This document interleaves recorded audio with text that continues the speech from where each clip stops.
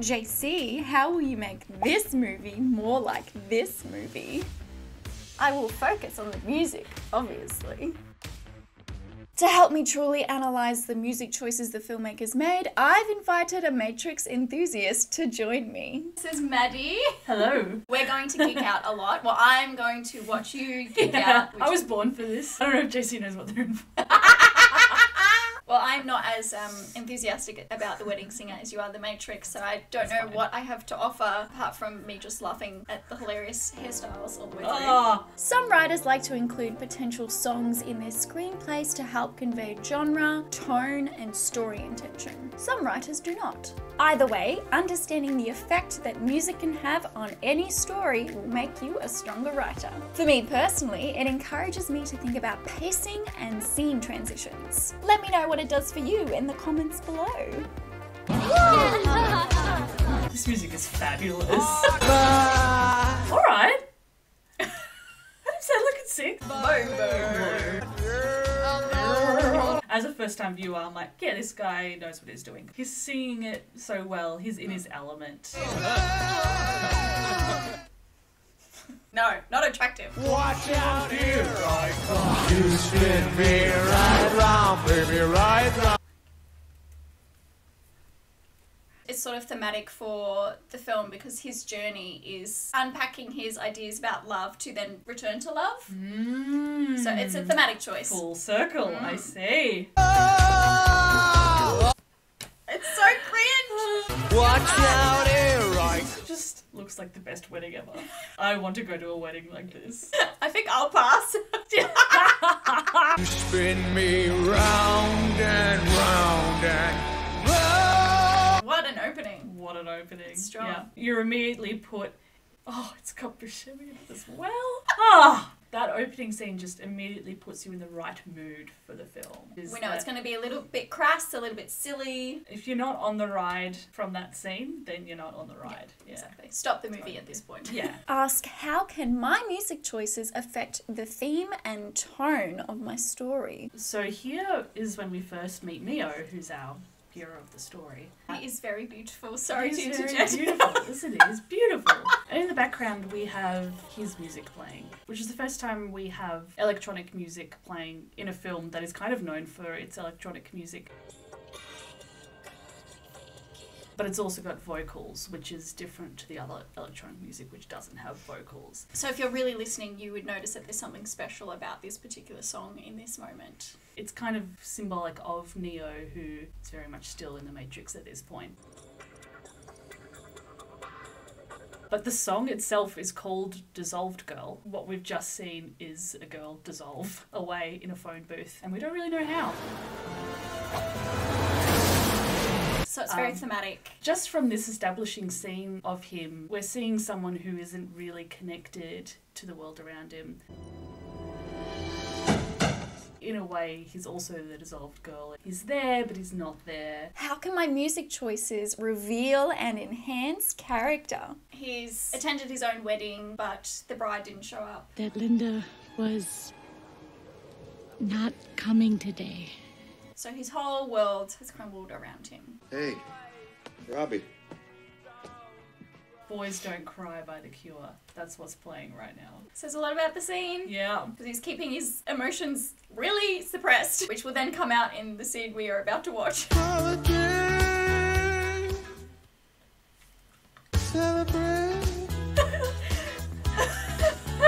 All his zest has gone. He's miserable. Stay out of line.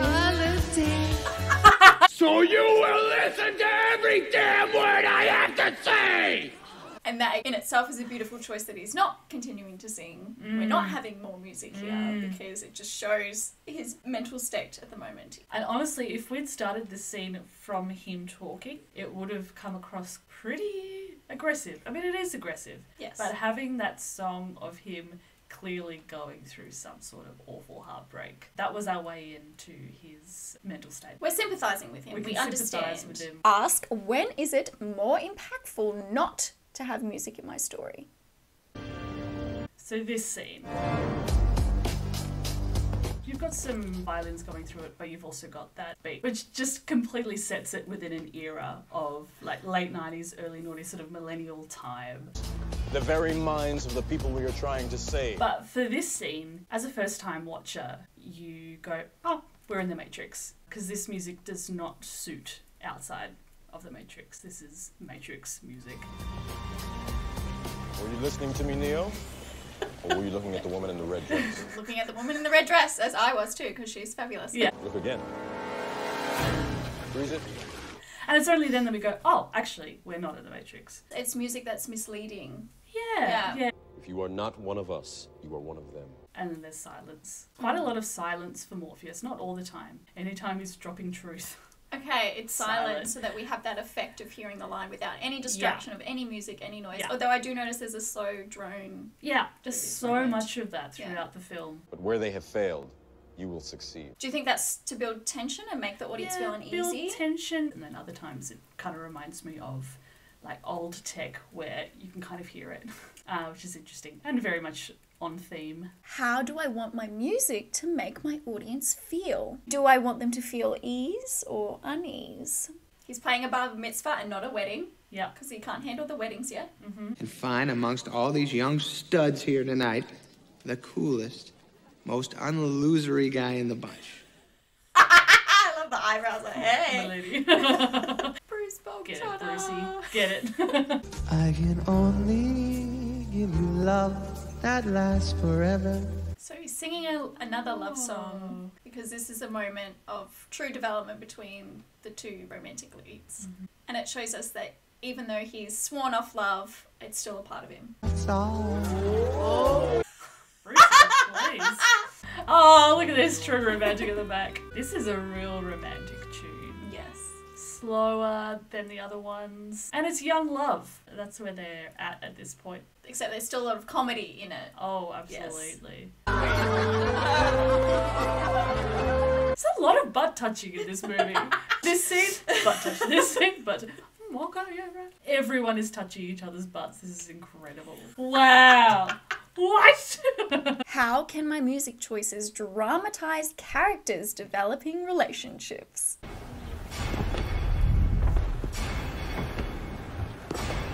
So this is the scene where Neo goes into the Matrix with a sense of purpose for the first time. So he's been in the Matrix before after being unplugged, but it was very much he's being led. Now we have the creation of the full hero's journey. He knows what he wants. He's doing it of his own volition. And the music supports that, I guess.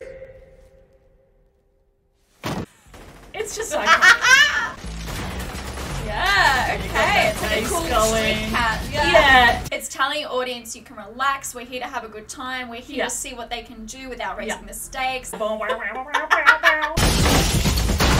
You can read into this as going, yes, Neo is the one, but without Trinity, he can't be the one. So it's not raising the stakes, but it's giving us so much emotionally with them two working together. It's a development of their relationship because they've been not at odds, but what a moment. Look at that. Oh, come on. And the music just sort of like, just settles. Oh, yes, it's ladies' night. And so now they're auditioning a singer for the wedding. Oh, what a night. Yes, it's ladies' night. Is this what I look like? No, you're much better than him. He's ridiculous. And like the most ridiculous song choice. Him singing about ladies' night. Ooh. Romantic lady. It makes me so uncomfortable. Yeah. Just a kid, mama. Lady. He's a good singer. It's just Oh, creepy. yeah. It's just, there's a desperation there and it's... Yes, he looks so ridiculous and it just gives so much more credence and shows how good Adam Sandler's character is at his job. Showing that it's actually pretty hard because his singing was great, but his performance was unnerving. You've just inspired me to hire a DJ. Oh, damn. Good luck finding a DJ who can move and shake like this. Have you written anything lately? Yeah, I guess. I wrote half of it when I was with Linda, and I wrote the other half after we broke up, so it's a little uneven. For me, not knowing what's going to happen next, it's either going to be like a huge comedic moment or it's going to be like a, actually, I love you through the medium of song moment.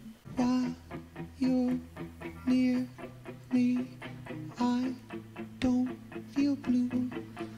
But it all was bullshit. Alright, it was option one. It was option one. I hope you fucking joke.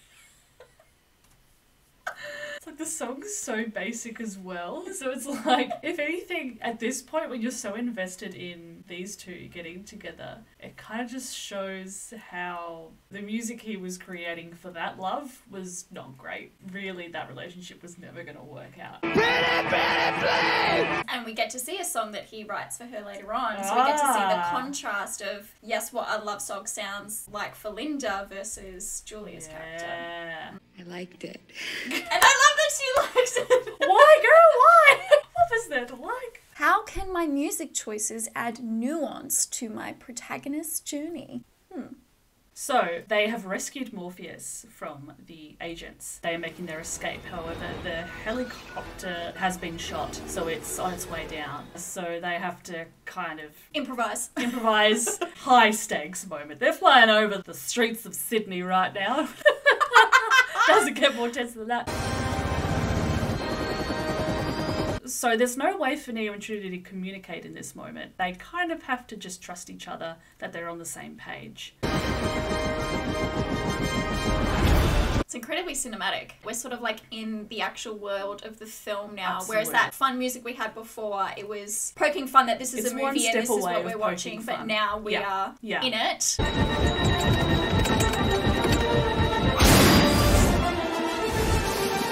Trinity basically just made a leap of faith in that moment, hoping that Neo was still holding onto the rope. And this music...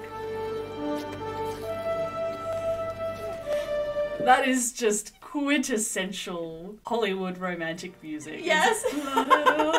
They use that theme throughout the films. For Trinity and Neo. I thought it was just Trinity, but it's actually their love story theme. Oh, wow. What music can I repeat to build on its emotional meaning each time the audience hears it? Did you have any idea she wasn't the right one when you were together? Not that that's a big deal, you know, but just there were a lot of little things like that. I know that sounds stupid. Not at all. I think it's the little things that count. So it's in the background? Every little thing she does is magic. We're talking about the little things. Yes. I feel like if you were to get a playlist of songs that played in The Wedding Singer and put them in order, you'd be able to tell the story. It's that good at what it's trying to do, and it's just seamless. They've made very conscious decisions. Even the songs that you can hear in the background. Yeah, but not enough to be like slapping you in the face with it. It'll slap you in the face with it if it wants to, and if the scene calls for it. What diegetic music do I want my audience to notice? How can it help tell my story? Are you back with Linda? Who's that actor? Marsha Brady from the Brady Bunch. What do you mean? They're getting married tomorrow. Apparently that wasn't soon enough. I said hip hop, I hip it to the hip hop. Up jump the booty to the rhythm of the booty the beat. Are you okay? No notes.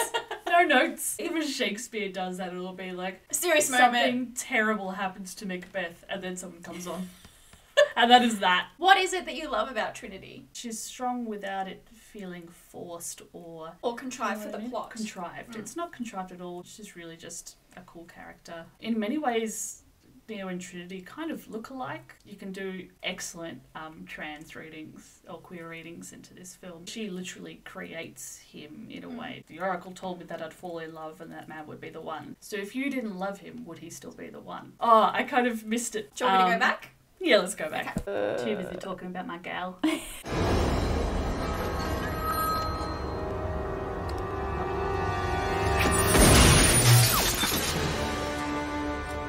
Mr. Anderson. And there's a build-up. What's he going to do? There's like rattlesnake music going on. Yeah, yeah, standoff. Tumbleweed. Yes. This is a high-stakes fight because you really don't know how he's going to defeat an agent. We've been told that it can't be done. The music is part of the choreography. Yes, absolutely.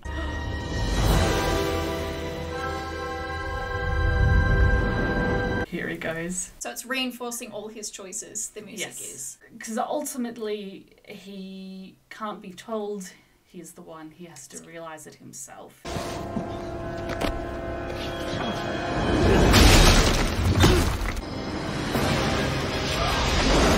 Swelling music here. We're back. He's back. Whee!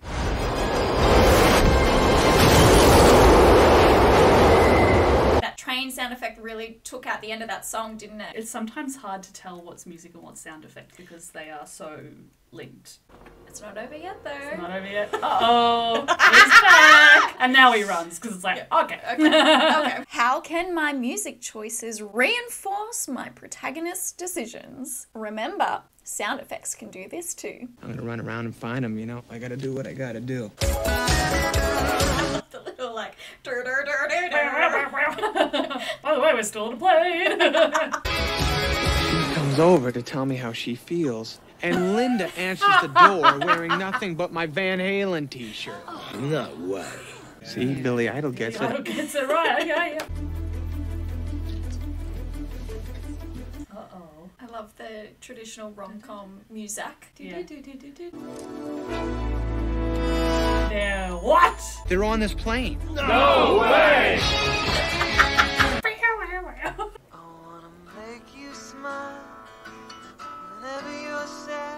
A much better song for a much better relationship. Yes. Got some orchestra in there to add to the drama of the scene. Yes. Don't you talk to Billy Idol that way. I wanna grow with you.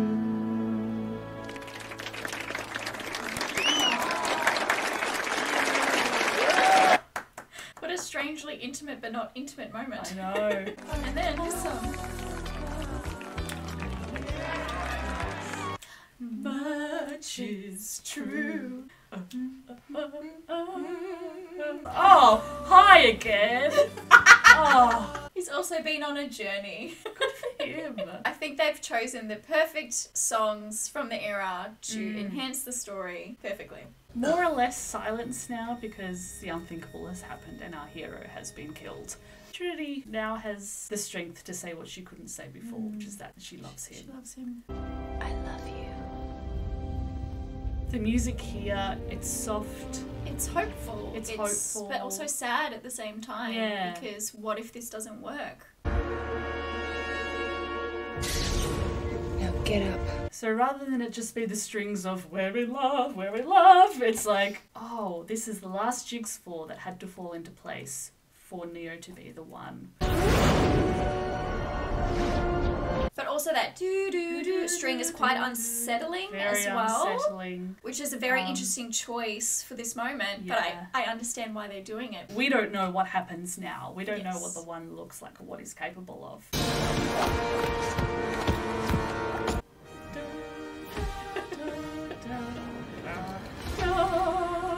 It's not subtle. No, definitely not subtle.